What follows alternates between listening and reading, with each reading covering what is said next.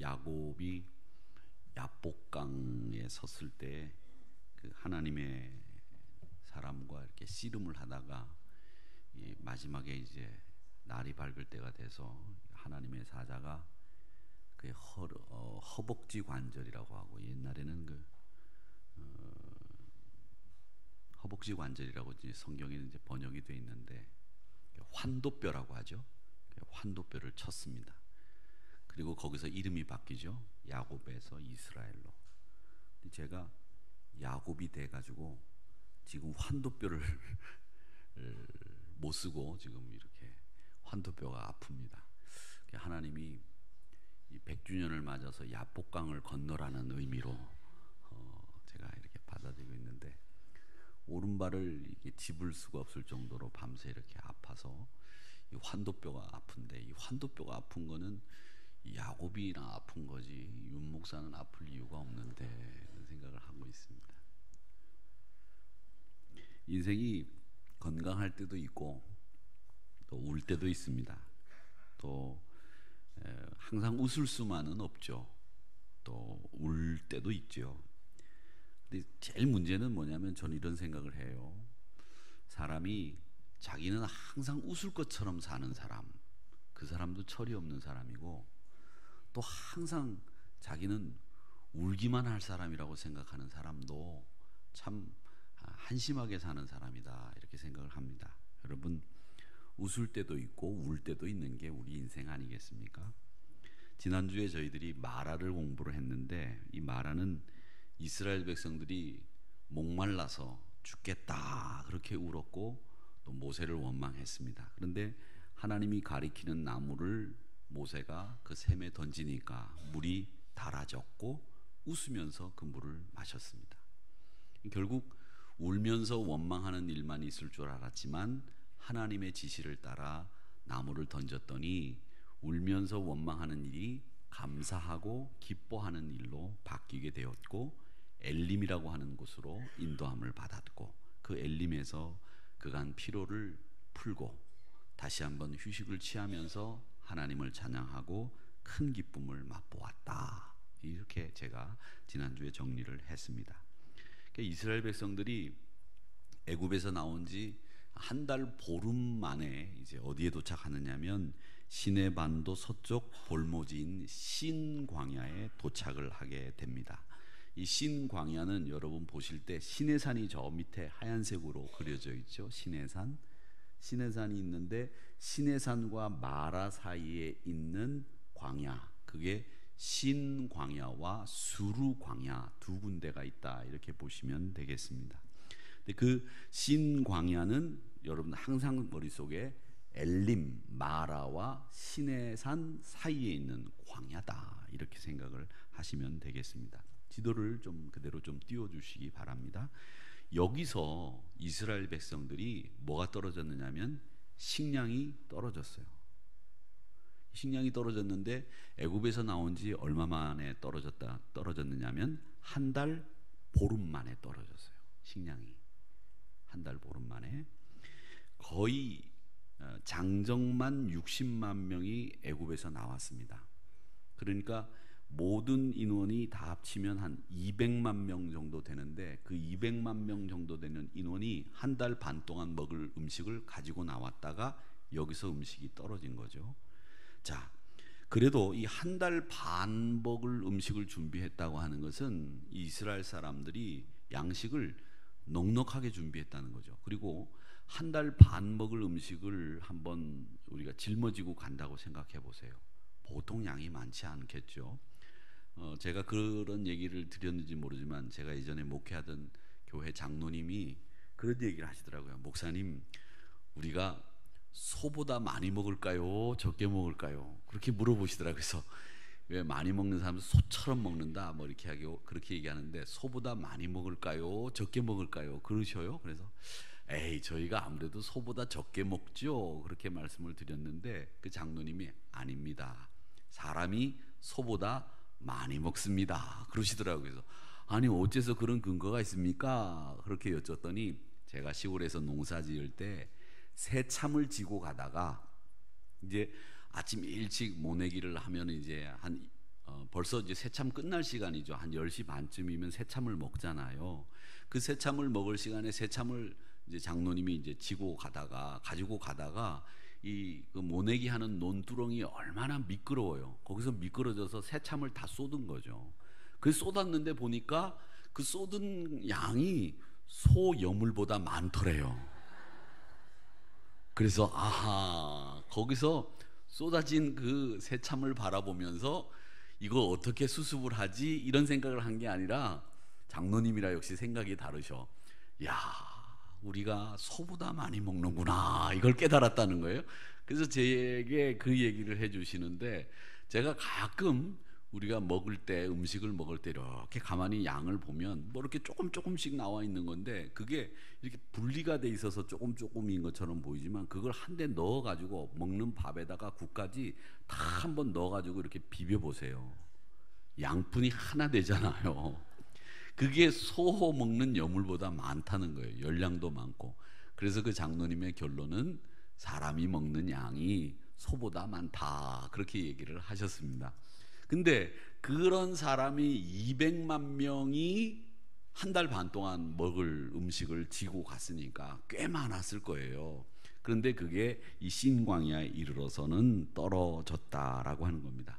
자, 그런데 우리가 여기서 한 가지 교훈을 생각해 볼 수 있습니다. 그건 뭐냐면, 하나님이 이스라엘 백성들을 가나안까지 이끄는 여정과 이스라엘 백성들이 가나안까지 가는 여정에 대해서의 생각, 이게 달랐다는 거죠. 자, 보세요.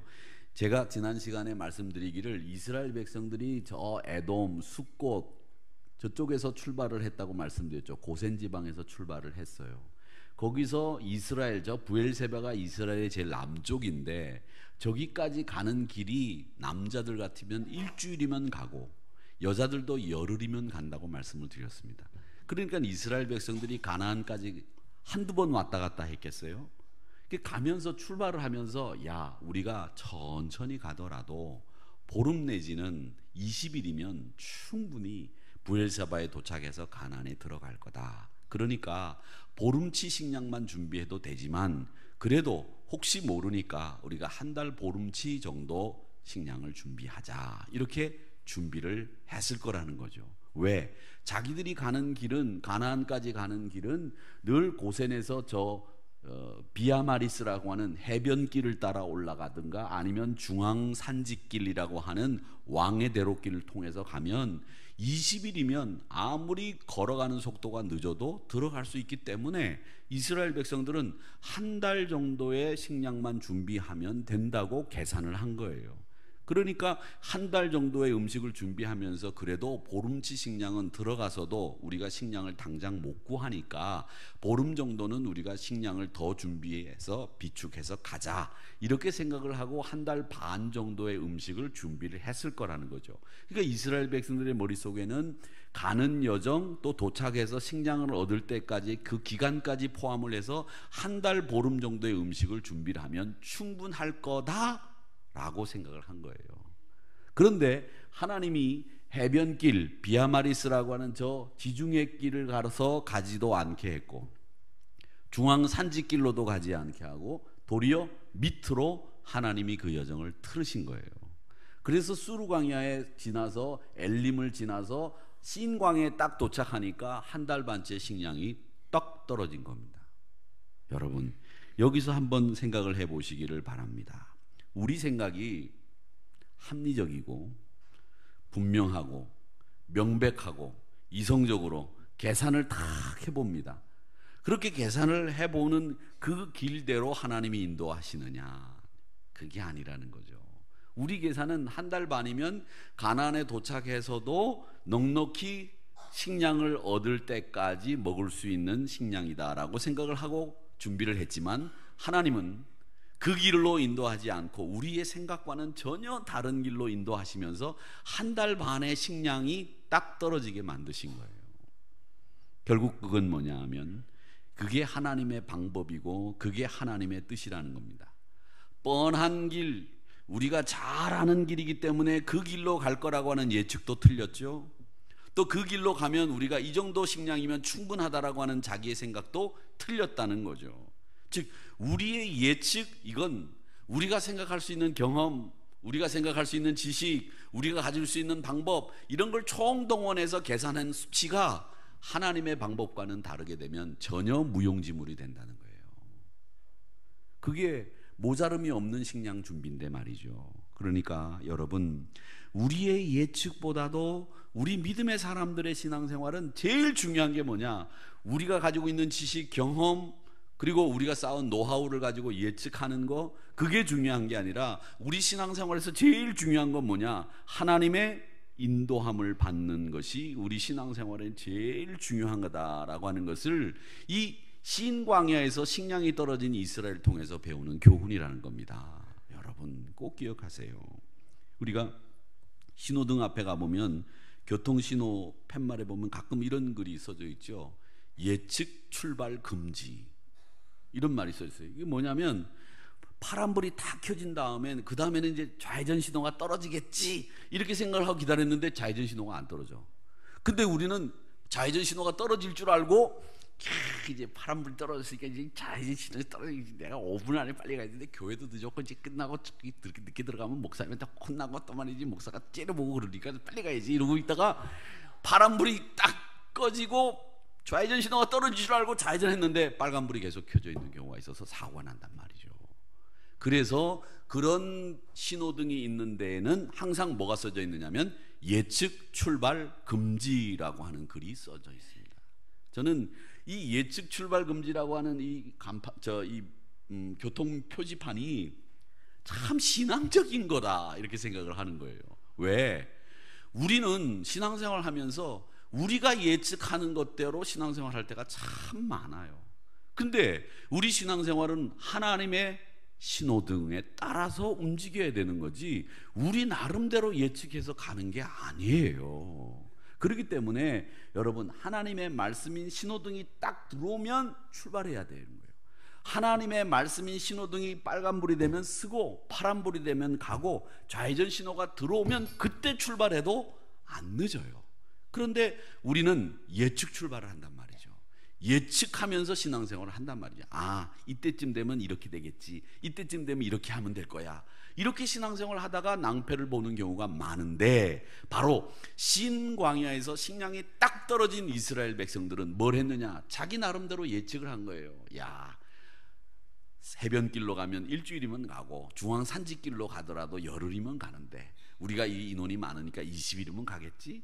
그러면 20일 동안 먹고 나머지 또 한 41분의 식량은 거기 도착해서 다음 식량 얻을 때까지 먹을 수 있는 양이 될 거야. 자기 나름대로 예측을 하고 그 식량을 준비하고 갔는데 하나님은 그 길로 가지 않게 했고 자신들의 예측이 딱 틀리다는 걸 하나님이 신광야에서 보여주셨다라고 하는 겁니다.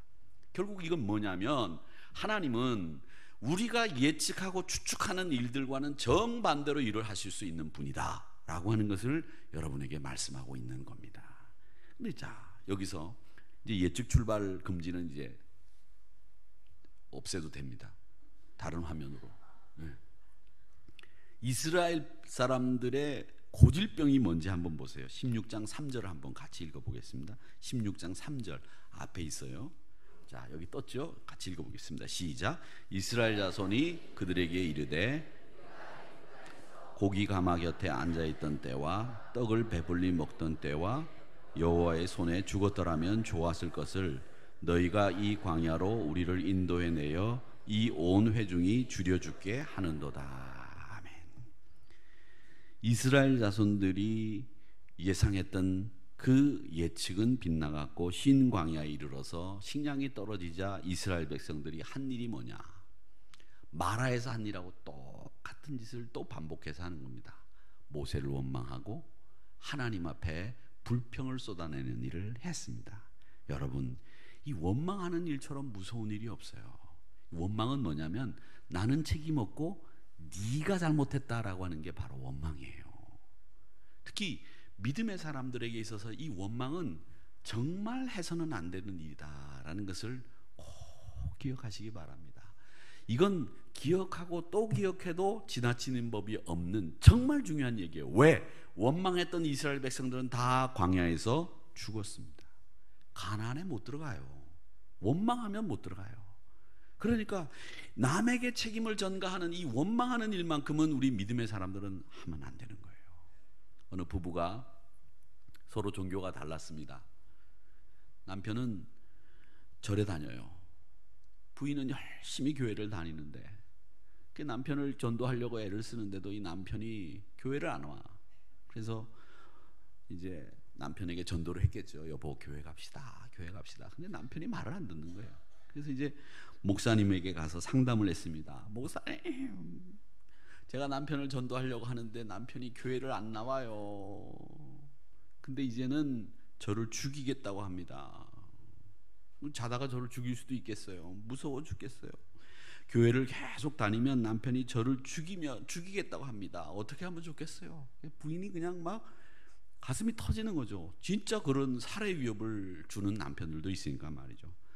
그랬더니 목사님이 아유, 정말 집사님 힘들게 됐군요. 가엾습니다. 제가 기도하겠습니다. 집사님 믿음으로 이기셔야 됩니다. 하나님이 집사님을 지켜주실 겁니다. 믿으시죠? 제가 기도할 테니까 염려하지 마시고 집으로 돌아가세요. 그러니까 부인이 다시 얘기를 하는 거예요.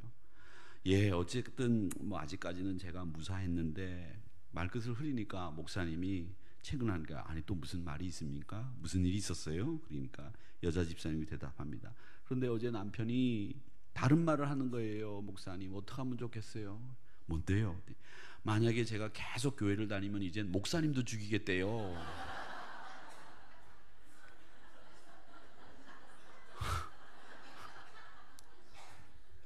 그러니까 이 목사님이 아 그래요? 그러면 집사님 결심을 좀 바꿔야 될 때가 온 것 같습니다. 이제 마을 뒷산에 보면 가까운데 절이 있는데 가는 길도 그렇게 멀지 않으니까 그렇게 뭐 결심을 좀 바꿔도 좋겠습니다. 그렇게 얘기를 했다는 거죠. 여러분, 남을 탓하고 원망하는 그 일은 정말 두렵고 무서운 일이라는 걸 아셔야 됩니다. 남 탓하지 마세요. 다 나 때문에 그런 거예요. 내가 신앙생활 잘하고 내가 교회 앞에서 예수님 앞에서 신실하게 신앙생활을 하면 아무리 망나니 남편이라도 언젠가는 감복하고 돌아와요. 그런 경험들을 저는 목회하면서 많이 봤습니다. 히브리서 12장 15절을 우리 같이 읽어보겠습니다. 같이 읽어보겠습니다. 시작. 너희는 하나님의 은혜에 이르지 못하는 자가 없도록 하고 또 쓴뿌리가 나서 괴롭게 하여 많은 사람이 이로 말미암아 더럽게 되지 않게 하며. 아멘. 이 쓴뿌리가 뭐냐면 원망하는 마음입니다. 그러니까 이 원망, 누구를 탓하거나 책망하는 일은 될 수 있는 대로 하지 마시고 책망하는 일을 주로 하다가 책망받는 일을 받게 되는 거예요. 원망이 아니라 감사, 그리고 기쁨과 평안이, 자유함이 여러분 마음속에 가득 차기를 주님의 이름으로 축원합니다. 실패한 거, 배신당한 거, 상처 이런 거는 빨리빨리 털어버리세요. 십자가 밑에 내려놓고 가세요. 그러니까 교회 올라올 때 실패한 마음, 상처받은 마음, 배신당한 마음 이런 것들 다 가지고 올라와서 다 누구한테 던져주고 하냐? 애따 목사님이나 가져라. 그리고 주고 가시란 말이에요. 괜찮아요. 목사가 뭐 하는 사람이냐? 다른 건 몰라도 여러분의 상처, 여러분의 아픔 이런 것들을 다 받아주는 사람이 목사인 거예요. 그러니까 저한테 다 던져주고 가요. 그리고 혹시 남편이 저를 죽인다고 하면 빨리 알려주셔야 돼요. 빨리 알려주셔야지. 그거 늦게 알려주면 안 돼요.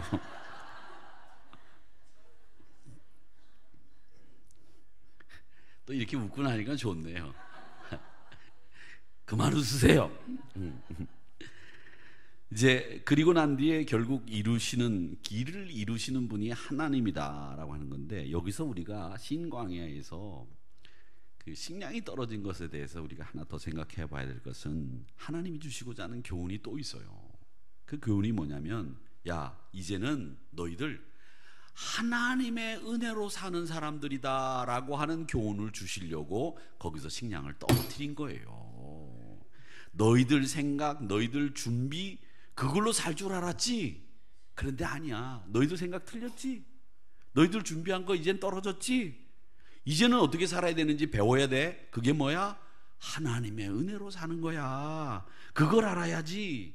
신명기 29장 5절에 보면 주께서 40년 동안 너희를 인도하여 광야를 통행케 하셨거니와 너희 몸에 옷이 낡지 아니하였고 너희 발의 신이 헤어지지 아니했다. 이건 누구 때문에 그랬느냐? 하나님의 은혜 때문에 가능했던 일이야. 이걸 말씀하시는 내용이 신명기 29장 5절의 말씀입니다. 너희들이 준비한 거 그거 갖고 되는 게 아니야. 이스라엘 백성들이 지금 처한 위치가 뭐냐 하면 완전히 사면초가예요. 오도 가도 갈 수가 없어요. 다시 돌아가는 길도 한 달 반을 가야 되잖아요. 애굽으로. 지금 있는 그 방향에서 시내산으로 내려가도 2달은 가야 돼요.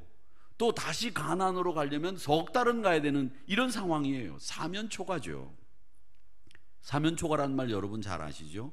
사방에서 초나라의 노래가 들려온다 그래서 사면초가라고 하는 말을 합니다. 항우장사라는 말을 쓰죠. 왜? 항우장사. 이 항우가 한나라 유방에게 쫓김을 당하고 있었어요.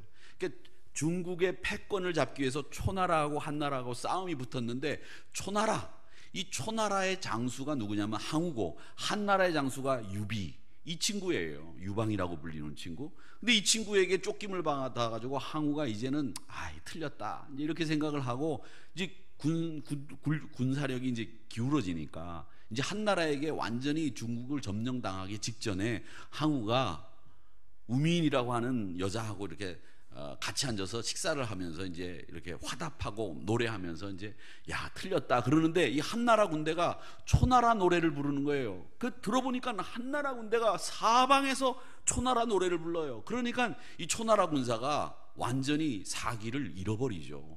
그래가지고 야 이 사방에서 초나라 노래가 한나라 군대에 의해서 들리는구나. 그래서 사면초가라고 하는 초나라 노래가 들린다라고 하는, 이 가짜가 집 가짜가 아니고 노래 가짜예요. 그래서 초나라 노래가 사방에서 들리는구나 이렇게 생각을 하면서 항우가 스스로 목숨을 끊어버리죠.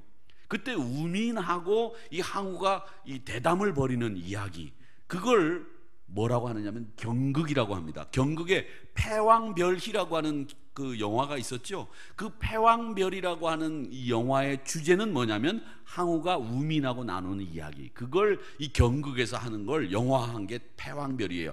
이 하면서 왜 그 뭐죠?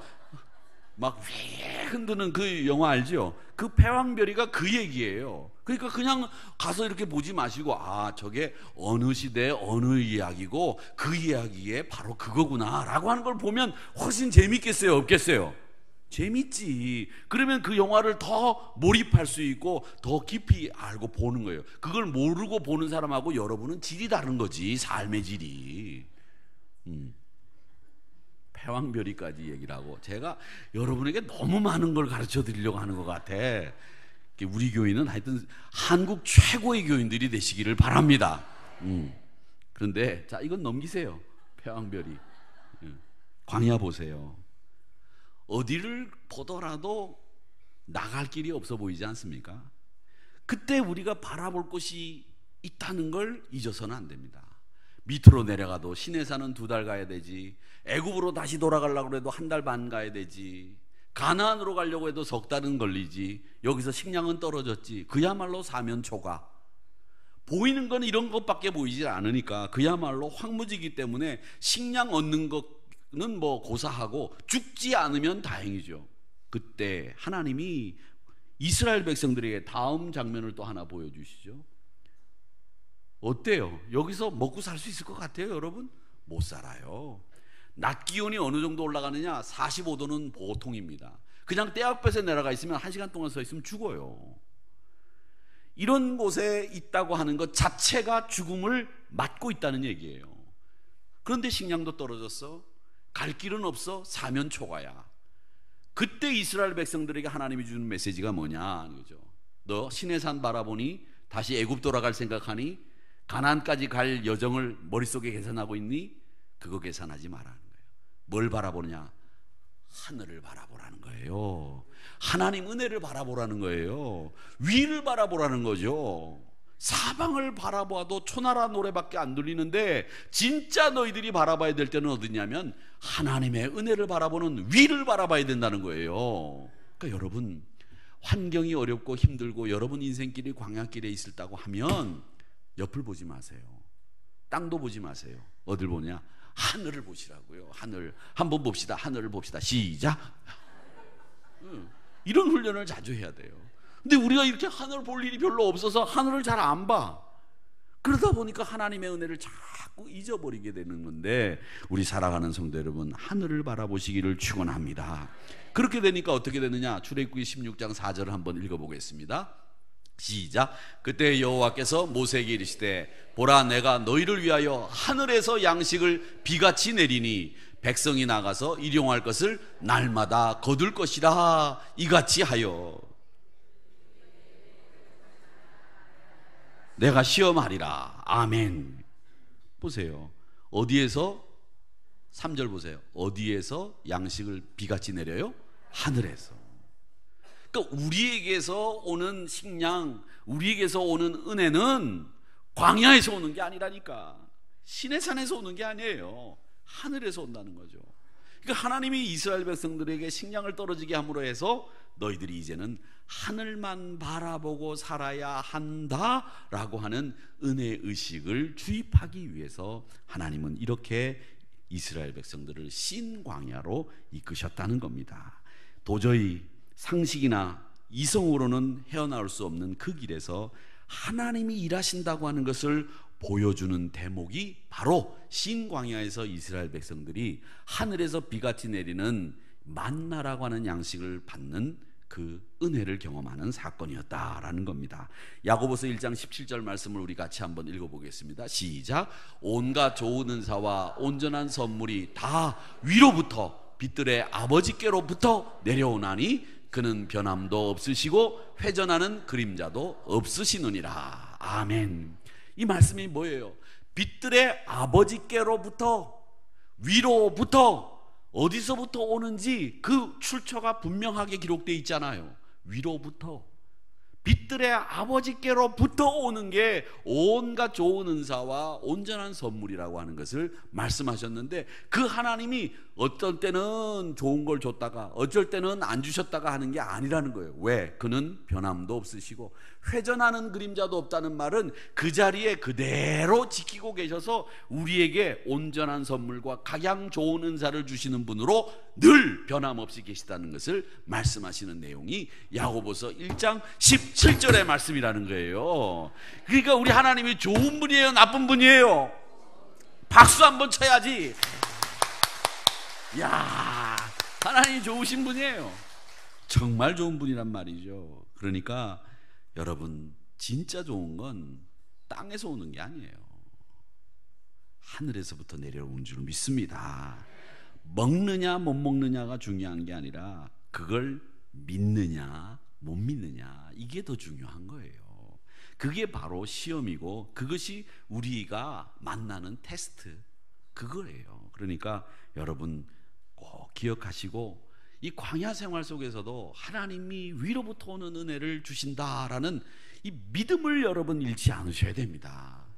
신광야는요, 신광야는 이렇게 생겼어요. 근데 수르 광야보다 훨씬 더 황무하고 적막합니다. 이 척박한 땅에서도 믿으면 길이 열리는 거예요. 하나님이 비같이 내리겠다고 하는 이 만나는 히브리 말로 만후라고 합니다. 만후. 만후라고 하는 건 뭐냐면 이것이 무엇이냐라는 뜻이에요.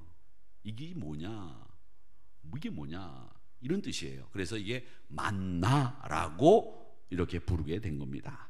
믿음에 굳게 선 사람들에게 오늘도 하나님의 은혜가 위로부터 계속된다는 사실을 잊지 마시기를 축원합니다.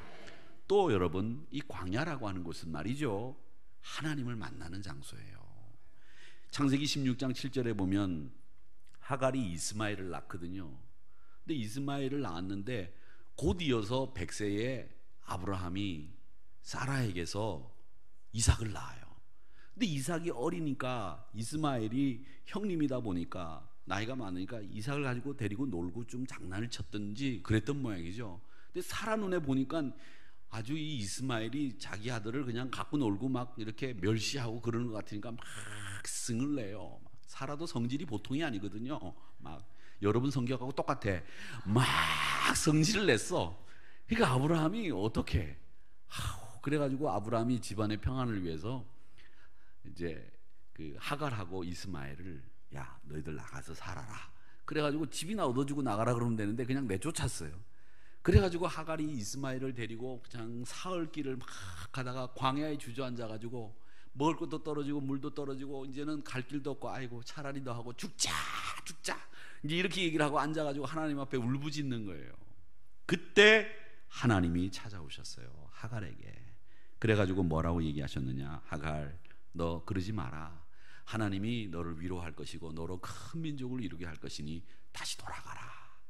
네가 힘들고 어려워도 다시 돌아가는 게 네가 갈 길이다. 그런 얘기를 하시면서 하나님이 하갈을 만나 주시면서 위로하시고 이 하갈이 다시 아브라함의 집으로 돌아간다는 이야기가 있습니다. 여러분 그렇습니다. 이스라엘 백성들이 굶주림 속에서 원망 속에서 신 광야에서 척박한 환경에 서 있었지만 거기서 하나님을 만나고 거기서 위로부터 은혜를 입은 겁니다. 바로 그겁니다. 바로 광야가 척박하고 어렵고 힘들고 식량을 얻을 수 없는 길이지만 그곳에서 하나님을 만나고 그곳에서 하나님의 은혜를 힘입는 장소라고 하는 것을 여러분 잊지 마시기를 축원합니다. 그게 광야가 갖는 특징이에요.